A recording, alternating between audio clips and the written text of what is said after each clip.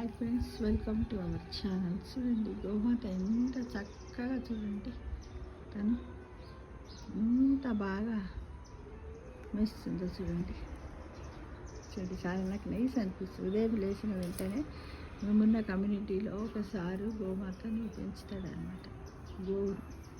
అయితే దాన్ని ఏం చేస్తాడంటే రోజు ఒక చోట ఇట్లా పచ్చిగడ్డి ఉంటుంది కదా ఫ్రెండ్స్, అక్కడ కట్టేస్తాడు.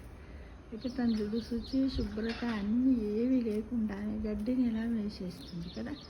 ఆ వేసిన గడ్డి అన్ని రకాలుగా, అంటే మనం చూసుకున్నట్టయితే ఇంప్యూరిటీగానే ఉంటుంది కదా, కానీ తన పాలు మాత్రం స్వచ్ఛమైనవి. చూడండి, అంటే గోవులో నుండి వచ్చే పాలు స్వచ్ఛమైనవి.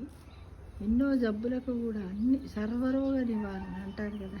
తన నుండి వచ్చే పాలు, గోమూత్రము, గోమయము బ్యాక్టీరియల్గా పనిచేస్తుంది కదా, మన ఇంటి ముందు కల్లాపు చల్లుకున్నట్టయితే కదా ఫ్రెండ్స్. కాబట్టి ఎంతగా మనం గోమాత గురించి ఆలోచించినట్టయితే చాలా నైస్గా అనిపిస్తుంది కదా ఫ్రెండ్స్, అవునా కదా కదా. చూడండి, నేచర్లు అంటే భగవంతుని సృష్టి ఎంత విచిత్రంగా ఉందో చూడండి. ఇది ఏంటంటే రేపు తను ఇదేంటిది ఇంకొక బుల్లి గోవుని పెట్టడానికి సిద్ధంగా ఉంది అనమాట. ఈనడం అంటారు కదా, అదే అనమాట. చూడండి, అయినప్పటికీ నెలలు నిండినాయంట. అలా సార్ అడిగితే చెప్పాడనమాట. ఈ 17th 18th డేట్ ఇచ్చింది మేడం. అయితే దీనికి ఒక ఇంజెక్షన్ ఉండదంట. ఇప్పుడు మామూలుగా మనమైతే ప్రెగ్నెన్సీలో వచ్చిన వెంటనే ఏం చేస్తాం, ఇంజెక్షన్స్ వేసుకొని డాక్టర్. దీనికి మొత్తం ఏది లేదట, మామూలుగానే పెడతాడట. ఈ దేశవాడి గోవట. చూడండి ఎంత నెమ్మదిగా, ఎంత ప్రశాంతంగా, తన ఆలోచనలు ఏంటో తెలియదు, మూగజీవి అయినప్పటికీ కూడా ఎంత చక్కగా. చూడండి, ఇక్కడి నుంచి అక్కడికి ఒక పద్ధతిగా తింటుంది. అవి చూడండి, అవి ఎంత బాగా తింటుంది. చూడండి చూడండి ఫ్రెండ్స్, ఎంత నెమ్మదిగా. అంటే మన అందరికీ తెలుసు, గోవు ఇప్పుడు పశువులన్నీ కూడా టక మొత్తం వేసేస్తాయి. వేసిన తర్వాత ఏం చేస్తాయంటే అవి మొత్తం పొట్టలో కొద్దిసేపు నిల్వ ఉంచుకొని మళ్ళీ దాని యొక్క ఆహారాన్ని అవి ఎప్పుడు తీసుకుంటాయి అంటే తను నెమ్మదిగా ఒక చెట్టు కిందనో లేకపోతే నిలబడ ఉన్నప్పుడు నెమరు వేసుకుంటుంది. అంటే మనము చిన్నప్పుడు కూడా చదువుకున్నాం, నెమరు వేయట అనగానేమి అంటే ఏమన్నాం, నెమరు వేయటం. ఏదైనా పశువు గబగబా తన ఆహారాన్ని, అంటే గడ్డిని కానీ ఏది కానీ బయట చేనులలో తీసుకొని ఆ తర్వాత తను ఏం చేస్తుంది, నెమ్మదిగా ఉన్నప్పుడు మరల తెచ్చుకొని దాన్ని నములుతూ ఉంటుంది. ఆ నములుతూ ఉన్నప్పుడు దాని నోటి నుండి లాలాజలము బుడగల రూపంలో నురుగులాగా వస్తుంది. అప్పుడు అది నురుగులాగా ఒక గ్రైండ్ చేసుకున్నట్టుగా చేసుకొని తర్వాత తింటుంది. తర్వాత దాన్ని మింగేస్తుంది, అది జీర్ణమవుతుంది. చూడండి, అంటే అన్ని రకాల, అంటే కేవలం పచ్చికను మాత్రమే తింటుంది, అవునా కదా ఫ్రెండ్స్. చూడండి, ఇలా రోజొక చోట కట్టేస్తుంది. దానికి నచ్చింది తిన్నది. చూడండి, అక్కడి నుంచి ఇక్కడ వరకు తిని అల్లాటి వెళ్ళింది.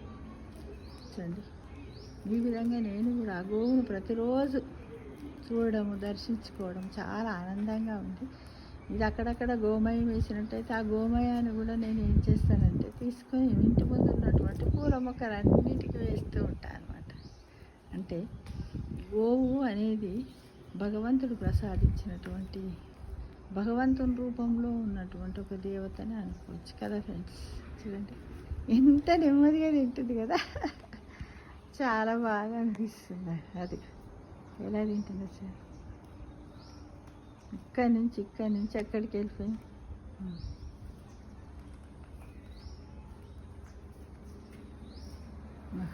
చూడండి ఎంత బాగుంటుంది. చూడ ఇటు నుంచి ఎక్కడికి వెళ్ళిందో చూడండి.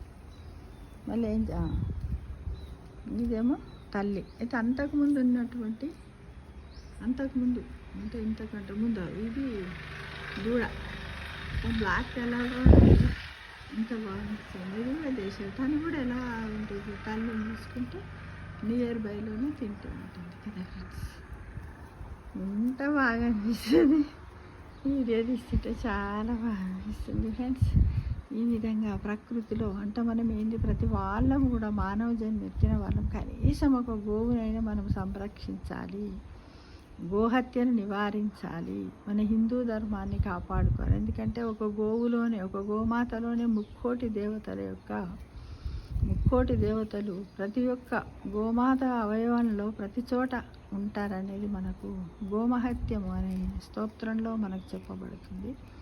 మనము తెలిసి తెలియక చేసినటువంటి పాపకర్మలన్నీ కూడా ఈ గోవును దర్శించుకున్న, గోమాతను తాకిన, గోమయాన్ని వాడిన, గోమూత్రాన్ని వాడిన మనకన్నిటి గురించి మనకు శాప విమోచనము కలుగుతుందని, మన కొంతవరకు మనకు మంచి జరుగుతుంది అనేది మన పెద్దలు చెప్తూ ఉంటారు. అలానే చూడండి ఫ్రెండ్స్,